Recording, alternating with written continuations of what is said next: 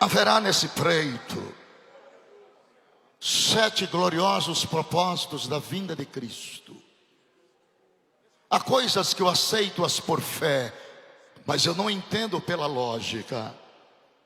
O primeiro propósito que fundamenta a volta de Cristo é a ressurreição de todos os mortos em Cristo.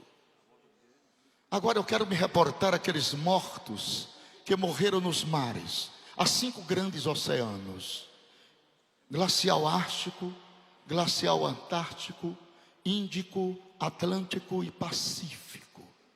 O Oceano Pacífico é o oceano mais profundo da Terra. Ele tem 11.000 metros de profundidade. De Los Angeles a Tóquio é 13 horas de voo em cima do Pacífico. Lá nos recônditos seletos dos mares, onde estão as placas tectônicas, onde estão os pântanos, equilíbrio dos oceanos, há corpos de crentes que morreram em naufrágio. Quando a trombeta tocar,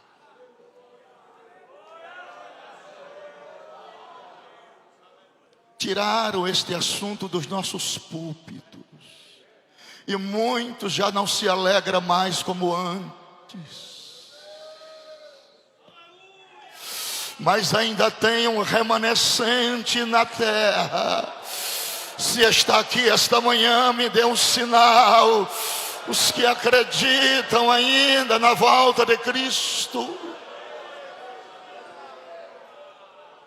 Os espíritos dos falecidos que estão embaixo do altar de Deus, em estado de consciência. João disse, Apocalipse 6:9, eu vi debaixo do altar de Deus as almas. Há 4 designações fundamentais da palavra alma na Bíblia. Primeiro, a alma como pessoas, indivíduos, Romanos 13:1. A alma como sentimento do homem. A alma como função biológica, o sangue. E a alma como parte mortal do homem. João disse, eu vi debaixo do altar de Deus as almas dos que foram mortos pelo testemunho de Jesus e que clamavam e diziam. Se clamavam e diziam, estavam conscientes, mas estão incompletos, porque falta a ressurreição dos corpos. O que acontecerá com o toque da trombeta?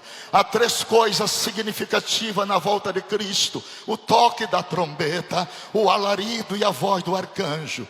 O toque da trombeta é para a igreja e para as nações, a voz do arcanjo é para Israel e o alarido é específico para a igreja. Jesus não pisa mais aqui, ficará nos ares, no átomo do tempo, 3 milésimos do segundo, acontecerá o rapto da igreja. Eu estou esperando esta hora, este momento.